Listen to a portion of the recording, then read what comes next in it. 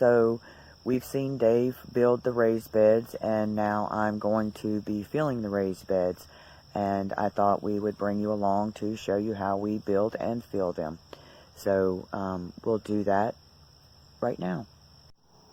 Okay, so I'm going to show you the things that I've decided to use in the raised beds.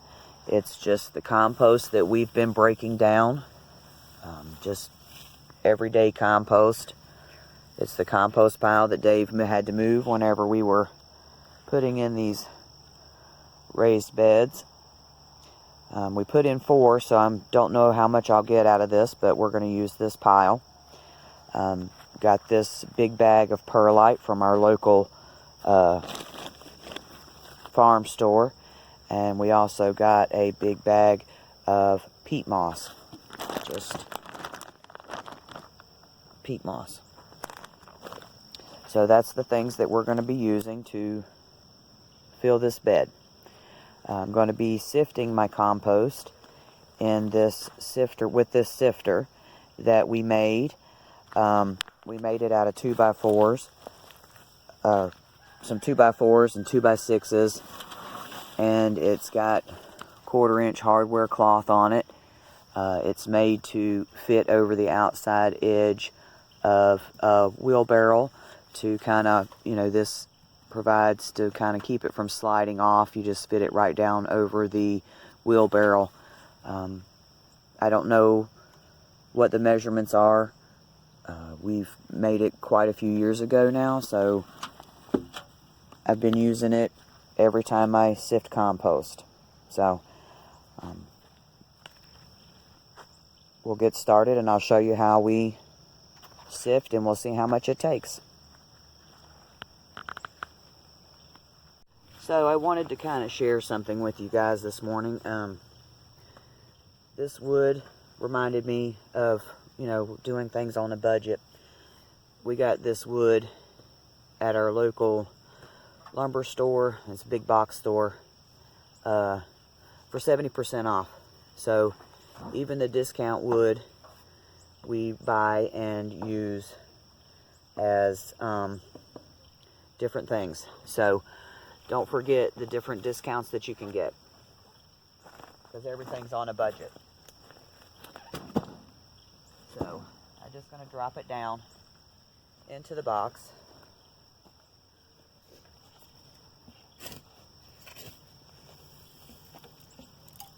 We're going to take shovelfuls and put it in there.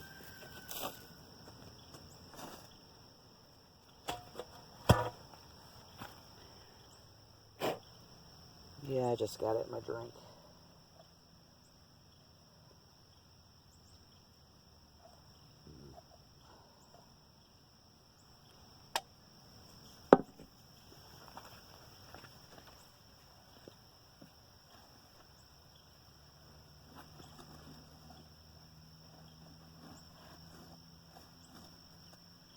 And we even get rocks. Let me bring you over so you can see a little bit better what I'm doing.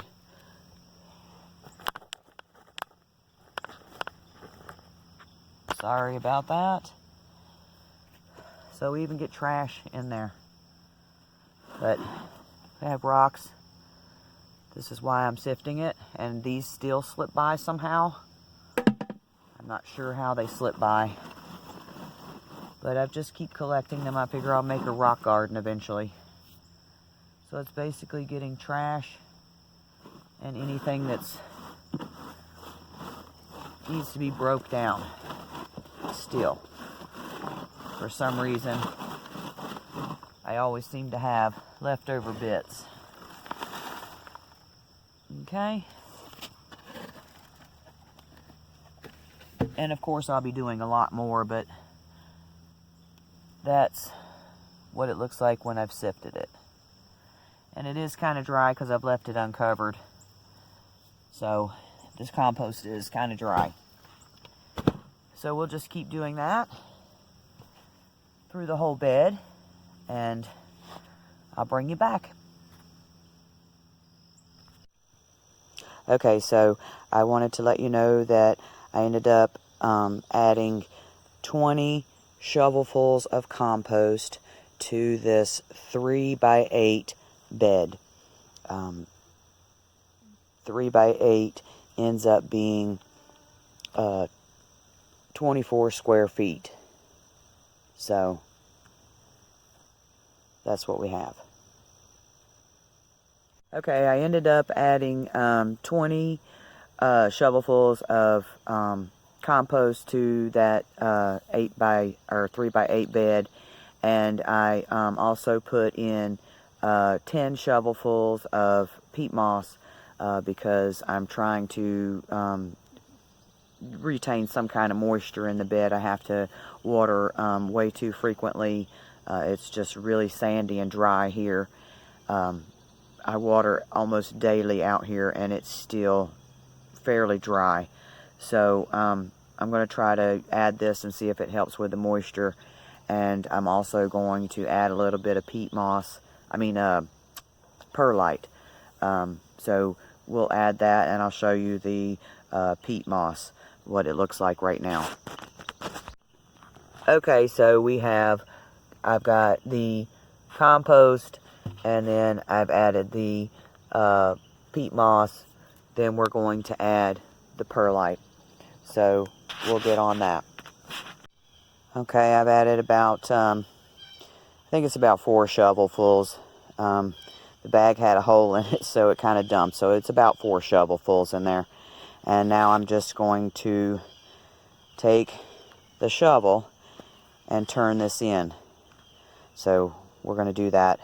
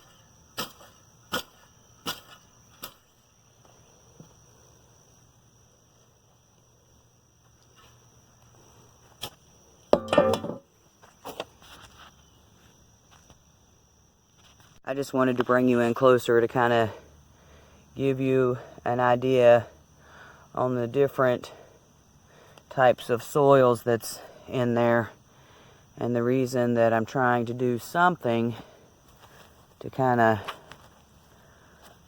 break up the sandy stuff.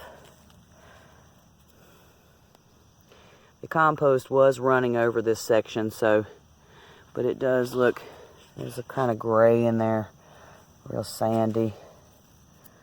It's hard to dig with a set of post hole diggers. I hate to do that. You have to wet the ground real good. It's so packed. But I just wanted to bring you in for a close-up. It kind of looks like we're going to need to be adding some more compost and some more peat moss.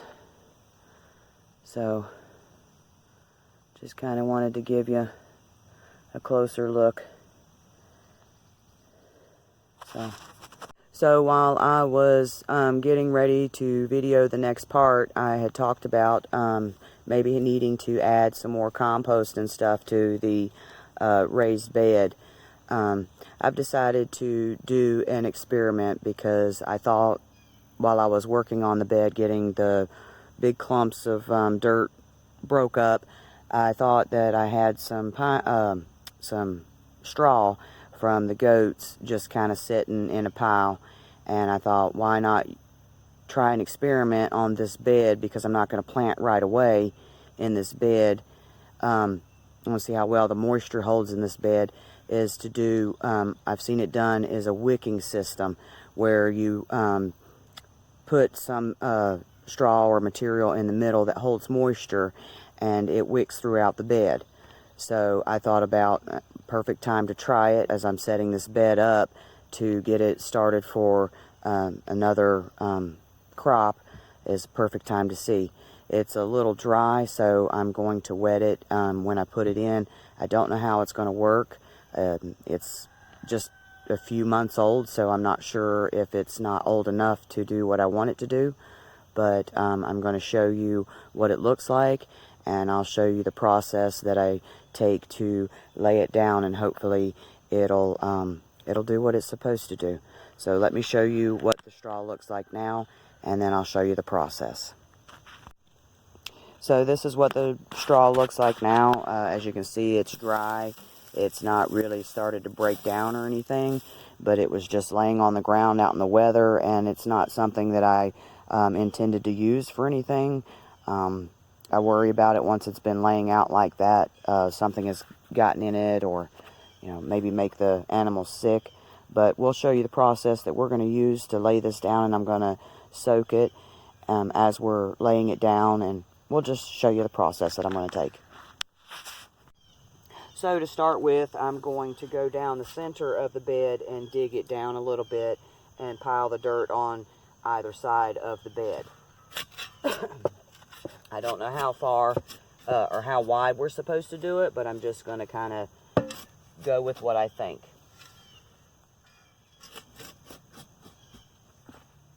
And I'm just going the width of the shovel. So we'll use that as a measurement, just the width of the shovel.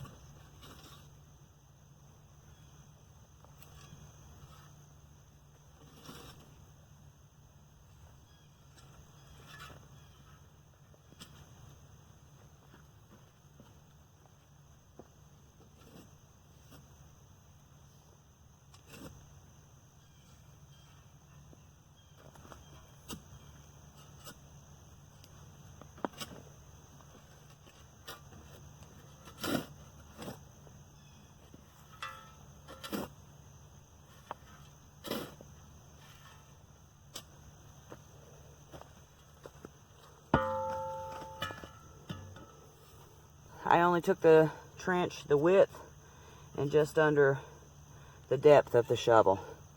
So we'll see how this goes. I'm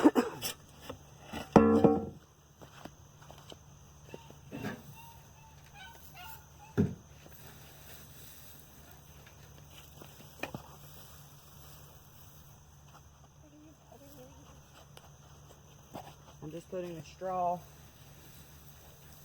I can't remember if it's wheat straw or I think it's wheat straw. I'm not sure what it is. We'll see how it works.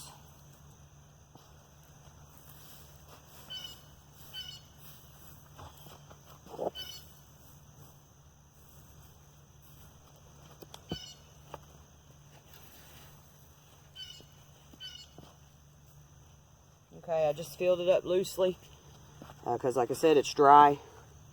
And then we're gonna wet it in real good.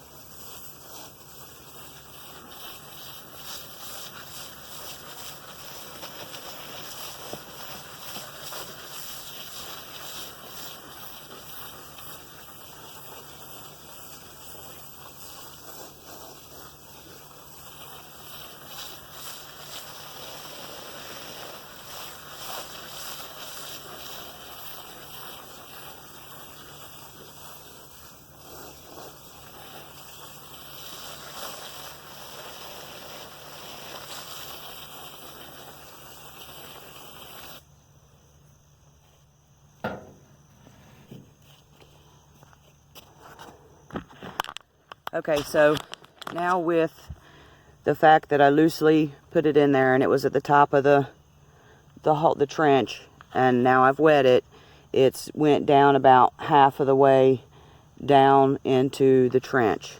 So now we're going to just kind of like fill back in and cover the straw back up. That's what we're doing now.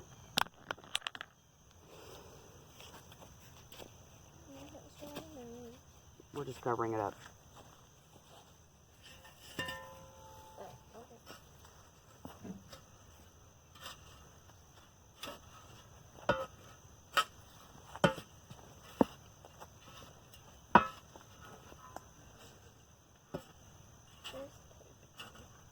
It's okay.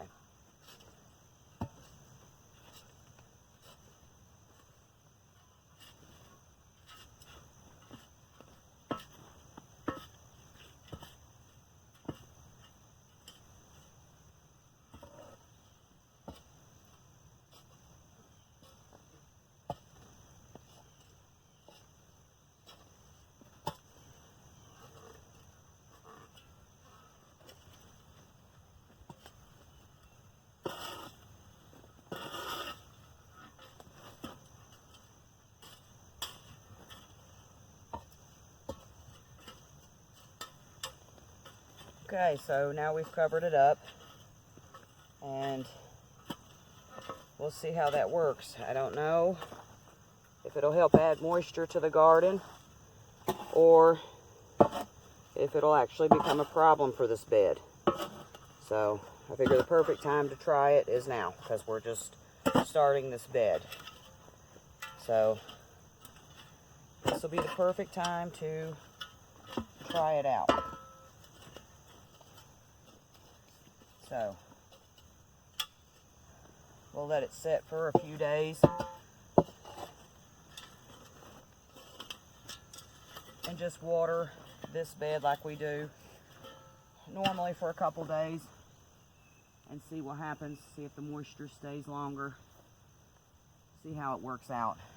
I'll update you on what we're doing and how we do it, and just bring you along, and hopefully it'll work, because it adds organic matter to the garden too. So we'll see how it works out. So that's basically how we build our raised beds. I hope you found it helpful and useful. Maybe it helped you figure something out. Maybe you can help me figure something out better to do. This is what we're doing this for, to learn together and to help each other. So until next time, I hope y'all have a great day and happy homesteading.